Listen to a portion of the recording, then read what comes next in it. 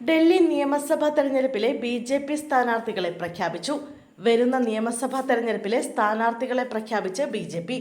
നിയമസഭാ തെരഞ്ഞെടുപ്പിൽ അരവിന്ദ് കെജ്രിവാളിനെതിരെ ബി.ജെ.പിയിൽ നിന്നും പർവേഷ് വർമ്മയും ദില്ലി മുഖ്യമന്ത്രിയായ അതിഷിക്കെതിരെ ബി.ജെ.പി. മുതിർന്ന നേതാവ് രമേശ് ബിദുരയും മത്സരിക്കും. എ.എ.പിയിൽ നിന്നും ബി.ജെ.പിയിലേക്ക് എത്തിയ മുൻ മന്ത്രിമാരായ രാജ്കുമാർ ആനന്ദ്, കൈലാഷ് ഗെഹ്ലോട്ട് എന്നിവരും ഇത്തവണ ബി.ജെ.പി. സ്ഥാനാർത്ഥികളിൽ ഉൾപ്പെടുന്നു. 2013 മുതൽ തുടർച്ചയായി ന്യൂഡൽഹി സീറ്റിൽ നിന്ന് ജയിക്കുന്ന എം.എൽ.എ ആണ് കെജ്രിവാൾ. ഇത്തവണ ബി.ജെ.പിയുടെ ഗാന്ധിനഗർ എം.എൽ.എ അനിൽ ബാജ്പേയിയെ ഒഴിവാക്കി മുൻ ഡൽഹി കോൺഗ്രസ് അധ്യക്ഷൻ അരവിന്ദ് സിംഗ് ലൗലിക്കാണ് അവസരം നൽകിയിരിക്കുന്നത്. 2003 മുതൽ 2013 വരെ ഷീല ദീക്ഷിത് സർക്കാരിന്റെ കാലത്ത് മന്ത്രിയായിരുന്ന അരവിന്ദർ സിംഗ് ലൗലി കഴിഞ്ഞ വർഷമാണ് ബി.ജെ.പിയിൽ ചേർന്നത്.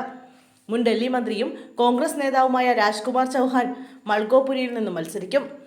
ആം ആദ്മി പാർട്ടിയുടെ മനീഷ് സിസോദിക്കെതിരെ മറ്റൊരു മുൻ കോൺഗ്രസ് എം.എൽ.എ കൂടിയായ തർവീർ സിംഗ് മാർവ ജഗ്പുരിയിൽ മത്സരിക്കും. അതേസമയം ഡൽഹിയിലെ 70 നിയമസഭാ മണ്ഡലങ്ങളിലേക്കും ആം ആദ്മി പാർട്ടി സ്ഥാനാർത്ഥികളെ നേരത്തെ പ്രഖ്യാപിച്ചിരുന്നു.